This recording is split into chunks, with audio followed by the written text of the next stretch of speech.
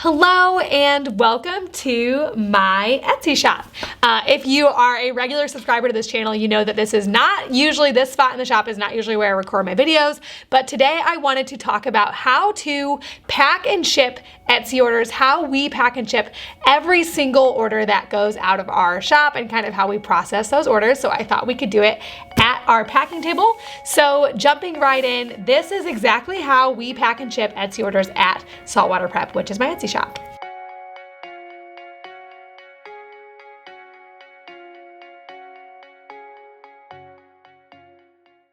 Before we jump into the actual how-to, I wanted to introduce myself to people who might not be regular subscribers to this channel. If you're new here, my name is Andrea. I have been selling on Etsy for 8 years, which feels crazy to say. And this YouTube channel is where I share all the things I've learned in the past about Etsy, all the things I'm currently learning about Etsy, small business, e-commerce, all those sorts of things. That is what we talk about on this YouTube channel. So I am so glad that you are here. Today we are talking about how to pack and ship Etsy orders.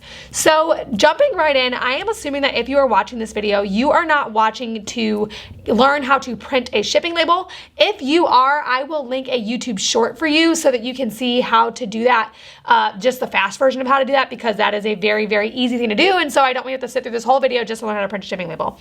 So that is linked in the description. If I can link it in the cards, I don't know if I can, but if I can, I'll put it in a card for you. I have been selling on Etsy, like I said, for 8 years. We've shipped over 15,000 packages. So definitely we have the hang of things whenever it comes to shipping packages. So I want to talk about how we process orders, our entire order processing and packaging system. So the very first step of our order processing system is this binder. This binder has a order sheet for every single order that we have at our shop. It's actually not full right now. We need to print out some, but this is not a sewing day for me.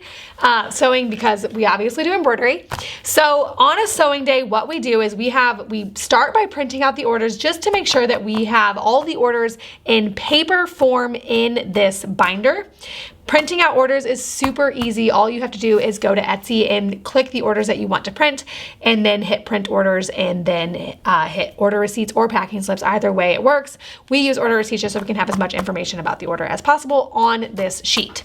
So first things first, we get all of our open orders in paper form printed out in this binder.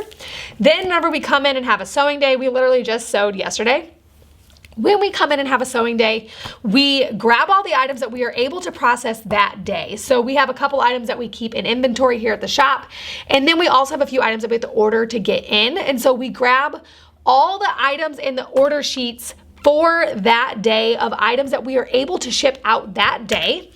We get a big stack of orders and then we start making the items. While we are having the items made, obviously we have more than one machine. The order stays with the items. So this just has all the details that we need. We run an embroidery business, like I mentioned, and so we have a lot of personalization details that we need to know, like font and what the actual monogram is and thread colors. So these stay with the items. They get sorted a couple times just for embroidery specific things that we don't need to dive into today.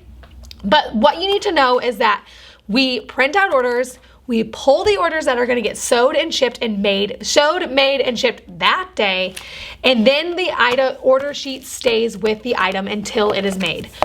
Once the item comes off of the machine and we are done making it, the item is made, the item gets set into a big bin of items that are being shipped out that day, and the order gets set into a stack of papers or a tray, and those order sheets stack up, and those are the orders that we are going to print shipping labels for that day. So once the items are made, if you are lost, basically once the items are made, what I'm saying is we have a bin of items that are getting shipped that day and a stack of orders that are getting shipped that day.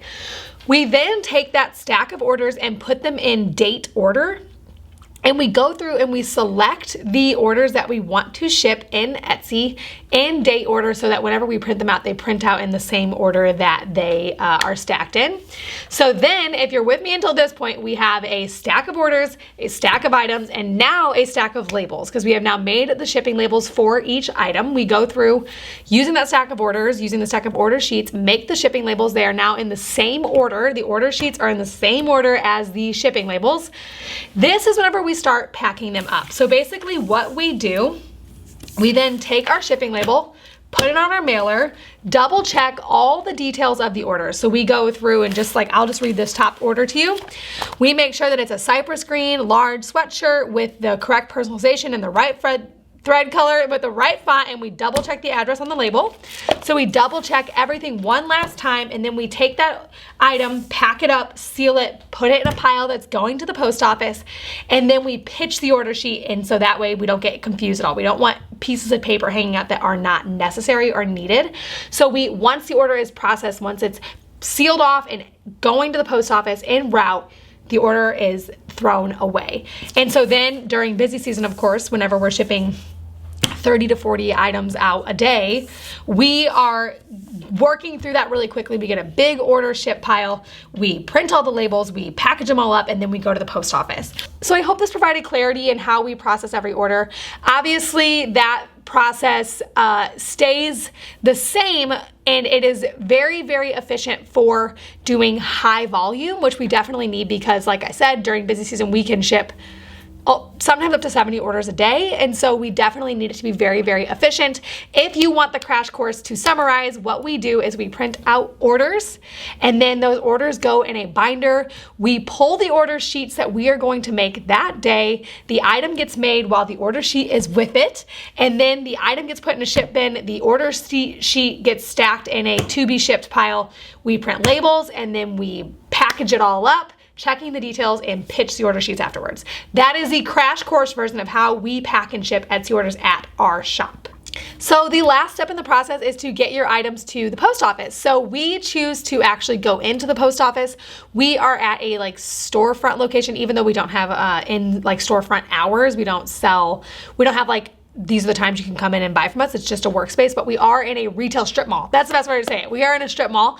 So obviously I am not going to trust my packages to sit overnight and schedule a USPS pickup. And so we choose to go to the post office.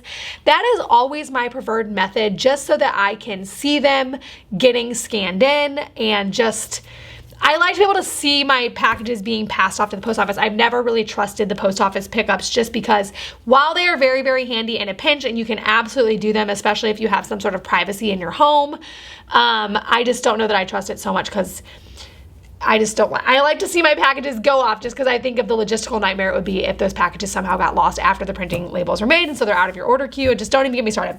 So we choose to go into the post office when they are done, but that is the whole process. That is how we pack and ship every order that goes out of our shop. And so whether we are only shipping 10 items a day or 70, that is how it is done in our Etsy shop.